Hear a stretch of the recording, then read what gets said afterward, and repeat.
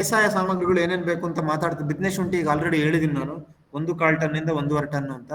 ಇನ್ನು ಕೊಟ್ಟಿಗೆ ಗೊಬ್ಬರ ನಮಗೆ ಆರ್ಗ್ಯಾನಿಕ್ ಕಾರ್ಬನ್ ಅಂತ ನೀವು ಮಣ್ಣು ಪರೀಕ್ಷೆ ಮಾಡಿದಾಗ ಒಂದು ಕಂಟೆಂಟ್ ಕೊಟ್ಟಿರ್ತಾರೆ. ಅದೇನಾದ್ರು ತುಂಬಾ ಕಡಿಮೆ ಇದ್ರೆ ಆರ್ಗ್ಯಾನಿಕ್ ಮೆನ್ಯೂರ್ನ, ಸಾವಯವ ಗೊಬ್ಬರನ ಒಂದು 12, 13, 15 ಟನ್ ವರೆಗೂ ಹೇಳಿದೀವಿ. ಅದು ಜಾಸ್ತಿ ಇತ್ತು ಅಂದ್ರೆ ಒಂದು 8ರಿಂದ 10 ಟನ್ ಹಾಕಿದ್ರೆ ಸಾಕು. ಬೇವಿನ ಹಿಂಡಿ ನಾವು ಹೇಳ್ತೀವಿ ಮಿನಿಮಮ್ ಒಂದು ಅರ್ಧ ಟನ್ ಹಾಕಿದ್ರೆ ಒಳ್ಳೇದು. ಆದ್ರೆ 1 ಟನ್ ಒಳ್ಳೆ ಬೇವಿನ ಹಿಂಡಿ 30,000 ರೂಪಾಯಿ ಇದೆ ಇವತ್ತು. ಇನ್ನ ಬಯೋ ಫರ್ಟಿಲೈಸರ್ಸ್ ಬಂದ್ರೆ ಅಸ್ಟೋಬ್ಯಾಕ್ಟ್ರು, ಅಜೋಸ್ಪೈರ್ಲಮ್ ಅವೆರಡರಲ್ಲಿ ಒಂದು, PSB ಪೊಟ್ಯಾಷಿಯಂ ಮೊಬಿಲೈಸರ್, ಜೊತೆಗೆ ಟ್ರೈಕೋಡರ್ಮಾ, ಸುಡೋಮೋನಾಸ್, ಪೆಸಿಲೋಮೈಸಿಸ್, ಮತ್ತೆ ಮೆಟರೈಸಿಯಂ ಅಂತ ಒಂದು ನಾವು ನಾಟಿ ಟೈಮಲ್ಲಿ ಹಾಕ್ರಿ ಅಂತ ಹೇಳ್ತಾ ಇದೀವಿ. ಅಥವಾ EPN ಏನಕ್ಕೆ ಅಂದ್ರೆ ಗೊಣ್ಣೆ ಹುಳು. ಕೆಲವು ಕಡೆ ಗೊಣ್ಣೆ ಹುಳು ಸಮಸ್ಯೆಯಿಂದ ಶುಂಠಿ ಬಹಳ ಪ್ರಾಬ್ಲಮ್ ಆಗಿದೆ. ಸೊ ಅಲ್ಲಿ ಒಳ್ಳೆ ಕ್ವಾಲಿಟಿ ಕಾಂಪೋಸ್ಟ್ ಯೂಸ್ ಮಾಡಬೇಕು. ಜೊತೆಗೆ ಎಕರೆಗೆ ಒಂದು 5ರಿಂದ 10 kg ವರೆಗೂ ಮೆಟ್ರೈಸಿಯಂ ಯೂಸ್ ಮಾಡಬೇಕು. ಇನ್ನ NPK ಮತ್ತೆ ಮೈಕ್ರೋ ನ್ಯೂಟ್ರಿಯೆಂಟ್ಸ್ ಪಕ್ಕಾ ಸಾಯಿಲ್ ಟೆಸ್ಟ್ ಆಧಾರದ ಮೇಲೆ ಮಾಡಬೇಕು. ಇಲ್ಲಿ ಕೊಟ್ಟಿರೋದನ್ನ ಫಾಲೋ ಮಾಡಬೇಡಿ.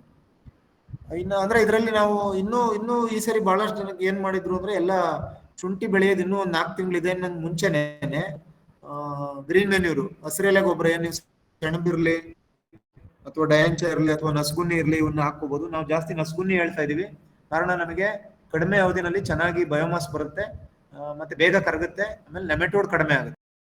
ಸೊ ಆ ದೃಷ್ಟಿಯಿಂದ ನಸ್ಗುನ್ನಿ ಒಳ್ಳೆ ಗ್ರೀನ್ ಮೆನ್ಯೂರ್ ಕ್ರಾಪ್ ಅಂತ ಹೇಳ್ಬೋದು. ಸೊ ಹಂಗಾಗಿ ಒಂದು 2 ತಿಂಗಳು 3 ತಿಂಗಳು ಮುಂಚೆನೆ ಅದು ಹಾಕೊಂಡು ಇನ್ನೊಂದು ತಿಂಗಳಿದೆ ಎನ್ನುವಾಗ ಮಣ್ಣಿಗೆ ಸೇರಿಸಿ ಅದಕ್ಕೆ ವೇಸ್ಟ್ ಡಿಕಂಪೋಸರ್ ಕೊಟ್ರೆ ಇನ್ನು ಬಹಳ ಬೇಗ ಕರಗುತ್ತೆ. ಸೊ ನಂತರ ನೀವು ಶುಂಠಿ ಬೆಡ್ಗಳು ಮಾಡ್ಕೊಂಡು ನೀವು ಮಾಮೂಲಿ ಉಳಿದಿರೋ ಮೆಥಡ್ನ ಫಾಲೋ ಮಾಡ್ಬೋದು. ಪೊಟ್ಯಾಶ್ ಹೈಯೆಸ್ಟ್ ಬೇಕು 117 kg. ಅದನ್ನ ನಾವು MOP ಲೆಕ್ಕದಲ್ಲಿ ಹೇಳೋದಾದ್ರೆ ಒಂದು 180 kg ಬೇಕಾಗುತ್ತೆ. ಇನ್ನು ಕ್ಯಾಲ್ಸಿಯಂ ಒಂದು 10 kg, ಮೆಗ್ನೀಷಿಯಂ 10 kg, ಜಿಂಕು ಮತ್ತೆ ಕಬ್ಬಿಣ ಎರಡನ್ನು ಒಂದು 2 kg ತಗೊಳುತ್ತೆ. ಒಂದು 20 ಟನ್ ಬಂದ್ರೆ. ಕೆಲವರು 30-35 ಟನ್ 40 ಟನ್ ತೆಗ್ದಿರೋರು ಇದಾರೆ ರೈತರು. ಅವರು ಏನ್ ಪ್ರಪೋರ್ಷನ್ ಫಾಲೋ ಮಾಡಕ್ಕಾಗಲ್ಲ, ಅಕಾರ್ಡಿಂಗ್ಲಿ ಜಾಸ್ತಿ ಮಾಡ್ಬೋದು. ಇದನ್ನ ಕೊಟ್ಟಿದ್ದೀನಿ ನೋಡಿ ನಾನು. ಈ ಟೇಬಲ್ ಅಲ್ಲಿ ನೀವು ಕ್ಲಿಯರ್ ಆಗಿ ನೋಡ್ಬೋದು. 15 ಟನ್ ಬಂದ್ರೆ ಎಷ್ಟು ತಗೊಳುತ್ತೆ, 20 ಟನ್ ಬಂದ್ರೆ ಎಷ್ಟು ತಗೊಳುತ್ತೆ, 25, 30 ಟನ್ ಬಂದ್ರೆ ಯಾವ್ಯಾವ ನ್ಯೂಟ್ರಿಯೆಂಟ್ ಎಷ್ಟೆಷ್ಟು ಬೇಕಾಗುತ್ತೆ ಅಂತ ನೋಡಿದ್ರೆ ನಿಮಗೆ 30 ಟನ್ ತೆಗಿಬೇಕು.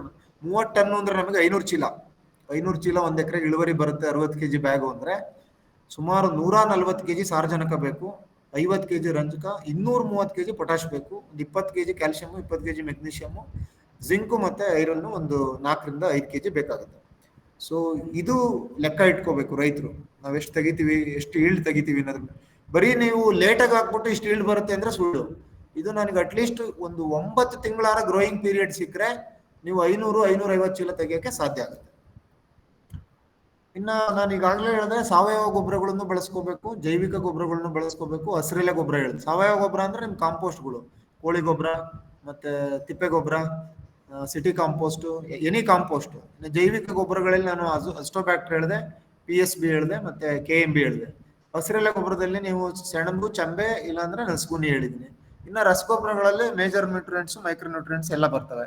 ಅದ್ರಲ್ಲಿ ಕೆಲವು ಮಣ್ಣಿಗೆ ಕೊಡ್ತೀವಿ, ಕೆಲವನ್ನ ಸಿಂಪರಣೆ ಮೂಲಕ ಕೊಡ್ತೀವಿ. ಆಮೇಲೆ ನೋಡಿ ಇಲ್ಲಿ ಈ ಟೇಬಲ್ ಅಲ್ಲಿ ನೀವು ಇಂಪಾರ್ಟೆಂಟ್ ಏನು ಅಂದ್ರೆ ನಮಗೆ ನಮ್ಮ ಮಣ್ಣಿನಲ್ಲಿ ಯಾವ್ಯಾವ ಪೋಷಕಾಂಶ ಎಷ್ಟಿದೆ, ಸಾರಜನಕ ಎಷ್ಟಿದೆ ಅನ್ನೋ ಆಧಾರದ ಮೇಲೆ ನಾವು ನೈಟ್ರೋಜನ್ ಡಿಸೈಡ್ ಮಾಡ್ತೀವಿ.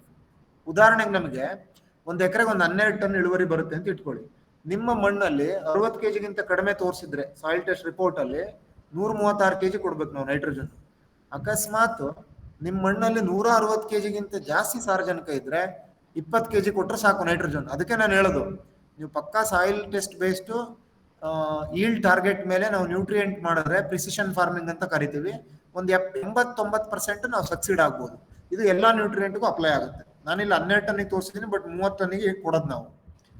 ಸೊ ಇನ್ನ ಕೆಲವ್ರದ್ದು ಆಮ್ಲ ಮಣ್ಣಿರುತ್ತೆ, ಕೆಲವ್ರದ್ದು ಕ್ಷಾರ ಮಣ್ಣಿರುತ್ತೆ, ಇನ್ನು ಕೆಲವ್ರದ್ದು ನ್ಯೂಟ್ರಲ್ ಸಾಯಿಲ್ ಇರುತ್ತೆ. PH ಮೇಲೆ, PH ಆಧಾರದ ಮೇಲೆ ಫರ್ಟಿಲೈಸರ್ಸ್ನ ಸೆಲೆಕ್ಟ್ ಮಾಡ್ಕೋಬೇಕು.